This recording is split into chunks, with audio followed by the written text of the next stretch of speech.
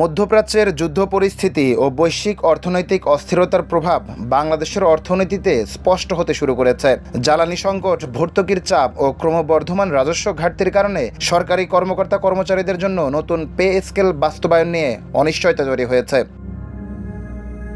অর্থ বিভাগ সূত্র জানায়, নতুন পে স্কেলের জন্য প্রাথমিকভাবে প্রায় 40,000 কোটি টাকা বরাদ্দের পরিকল্পনা থাকলেও এর বড় অংশ ইতোমধ্যে জ্বালানি তেলের ভর্তুকি ও ফ্যামিলি কার্ড কর্মসূচিতে ব্যয় হয়েছে। ফলে একসঙ্গে পূর্ণাঙ্গ বেতন কাঠামো কার্যকর করা কঠিন হয়ে পড়েছে। 2024 সালে গঠিত বেতন কমিশন চলতি বছরের 21 জানুয়ারি তাদের সুপারিশ জমা দিলেও সরকার পরিবর্তনের পর এ বিষয়ে দৃশ্যমান অগ্রগতি নেই।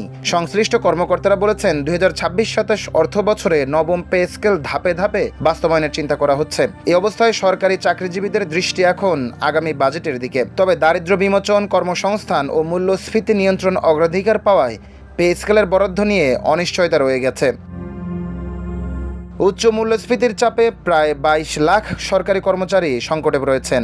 2015 সালের পর নতুন পে স্কেল না হওয়ায় তাদের মধ্যে ক্ষোভ বাড়ছে। দ্রুত সিদ্ধান্ত না এলে প্রশাসনে অস্থিরতা তৈরি হতে পারে বলে আশঙ্কা সংশ্লিষ্টদের। নিউজ ডেস্ক, সোনালী নিউজ।